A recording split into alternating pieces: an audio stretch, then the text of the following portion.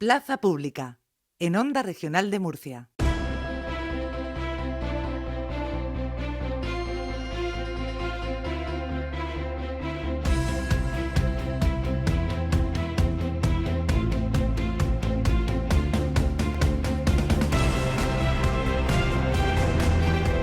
Las píldoras de economía doméstica del Instituto de Crédito y Finanzas del ICREF. Vamos a abordar hoy un tema que está en boca de todos y que, bueno, quizá últimamente desde el punto de vista informativo ha pasado a segundo plano, pero que sigue estando ahí, eso no ha terminado. El asunto es la guerra arancelaria a día de hoy. Ya me he anticipado yo antes de saludar a nuestra anfitriona y a nuestro invitado. Vamos entonces a saludar y a desearle muy buenos días a la directora del Instituto de Crédito y Finanzas de la región de Murcia, Ana María López Oña. Muy buenos días. Hola Alberto, buenos días. Gracias una semana más por estar con nosotros y vamos adelante con la presentación de nuestro invitado. Sí, nada, pues como decías, es verdad que es un tema muy recurrente, ¿no? Que hemos traído ya algún invitado para hablar de él, pero como dices, pues siempre está sobrevolándonos y entonces pues hemos querido saber en qué punto nos encontramos ahora y cuáles son las expectativas que podemos tener, o sea, qué podemos esperar, ¿no? En definitiva. Y hemos invitado a Carlos Lanzón, que es economista y trabaja como consultor especializado en políticas públicas, en proyectos nacionales, internacionales y regionales, y además es profesor asociado de la universidad y ha colaborado también en el último observatorio de financiero del ICREF. Así que seguro que nos va a explicar perfectamente cuál es la situación a día de hoy. Pues seguro que sí. Vamos a saludarle. Carlos Lanzón, muy buenos días y muchas gracias por estar con nosotros un ratillo. Buenos días, muchas gracias por la invitación. Bueno, pues vamos a entrar. Este espacio es muy de entrar a saco con las cosas porque tenemos el tiempo tasado y por eso es tan intenso. A día de hoy, ¿en qué situación se encuentra la guerra arancelaria iniciada por el señor Trump? A día de hoy, la guerra arancelaria se encuentra en una situación caótica, que es más o menos a lo que nos ha tenido acostumbrado el presidente Trump desde el principio. Están en vigor los aranceles al acero y al aluminio, que van a afectar fundamentalmente pues, a países como Canadá, México o China. Y luego entró en vigor este llamado arancel universal, que Trump se sacó de la manga con aquella fórmula estrambótica. Pero claro, por ejemplo, el arancel recíproco con la Unión Europea, esta amenaza que hizo Trump, ahora está en una moratoria de 90 días que está a punto de terminar, con lo cual la situación actual es de una guerra arancelaria incipiente y muchísima incertidumbre. Sí, eso me temía. Eso me temía, la incertidumbre, que además sabemos que es uno de los peores enemigos de la economía, o por lo menos de la estabilidad económica. ¿Cuáles han sido las consecuencias económicas, las globales, de esta guerra comercial hasta el momento? Y ahora también le voy a pedir a mi invitado que haga un poco de política ficción y nos aventure cuáles pueden ser las consecuencias en un futuro. Pues la consecuencia de los aranceles es de sobra conocida. En un supuesto intento por proteger a los productores, se perjudica a los consumidores, se acaba perjudicando a los productores intermedios y se acaba perjudicando al final a la sociedad en su conjunto. En la guerra arancelaria nadie gana, pero bueno, eso es una vez los aranceles entran en vigor. Incluso antes de que entren en vigor, las consecuencias para la economía son dramáticas. Ya hemos dicho la palabra mágica, incertidumbre. El FMI ha recortado medio punto, del 3,3 al 2,8%, el crecimiento mundial para este año. Hay dudas sobre inversiones, las empresas están viendo cómo reorientar mercados, los gobiernos ya han reaccionado, hay amenazas recíprocas entre países y bloques, con lo cual, a día de hoy, la principal consecuencia de esta guerra arancelaria es la absoluta incertidumbre que, como comentabais, es muy mala, muy negativa para la economía. ¿Y en el futuro? ¿Es muy oscuro, como decía la canción? En el futuro tenemos este vencimiento a muy cortísimo plazo, este vencimiento de la tregua entre la Unión Europea y el gobierno de Estados Unidos, que vence en muy pocos días y nos podemos encontrar que no se llegue a un acuerdo.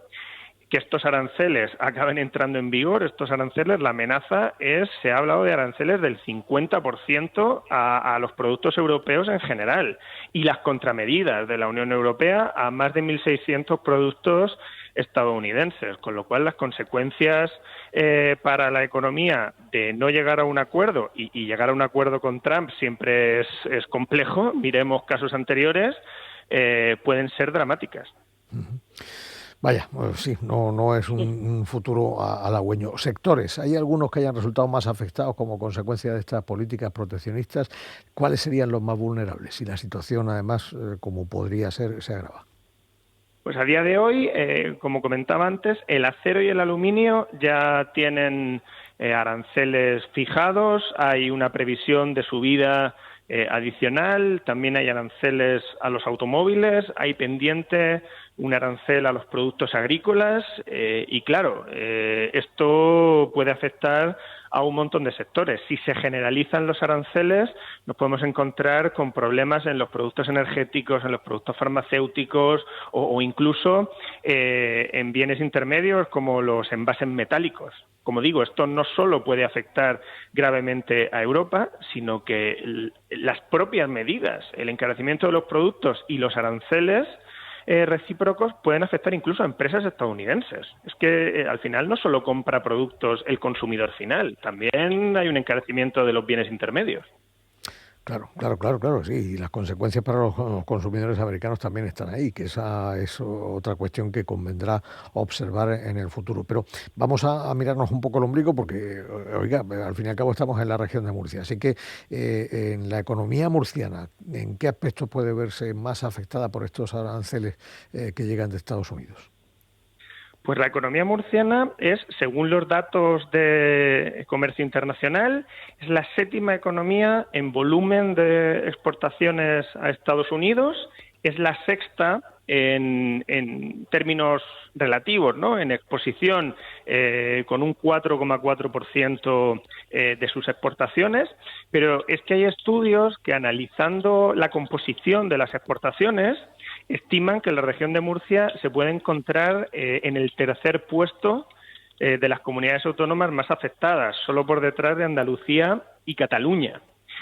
Claro, los datos ahora mismo de evolución del crecimiento son muy positivos para 2025, pero si todas estas amenazas y todas estas tensiones se materializaran, hay determinados sectores que a la economía murciana le afectan especialmente. Hablábamos antes del sector agrícola. ¿Qué decir de la incertidumbre que puede generar esto en un sector tan importante para la región? Pero también hablábamos de los productos energéticos. Tenemos un polo químico muy importante y un polo energético muy importante en la zona de Cartagena y también se vería muy afectado. Y otros sectores de la órbita del sector del metal, pues como los bienes de equipo, la maquinaria industrial o, como comentaba antes, los envases metálicos también pueden verse muy afectados por el encarecimiento de los costes, por la disminución de las exportaciones a Estados Unidos y por la necesidad de reorientarse y de adaptarse a la nueva situación. Y claro, la siguiente pregunta es, ¿podemos hacer algo? ¿Hay estrategias que puedan adoptar las empresas murcianas más afectadas para hacer que los daños sean los menos posibles? ¿Qué medidas concretas está tomando la Administración regional? Es otra de las preguntas que se nos ocurren, en fin, para ir terminando y arrojar, digo yo, un poco de esperanza.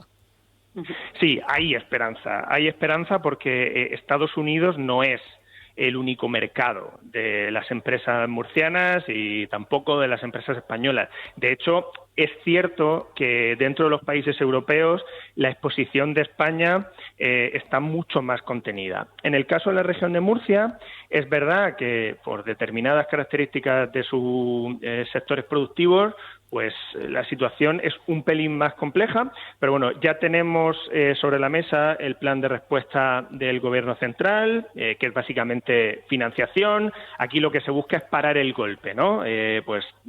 Cubrir las necesidades de circulante, permitir la reorientación a mercados, etcétera. Y por parte del Gobierno regional también se ha hecho un impulso muy importante a la financiación.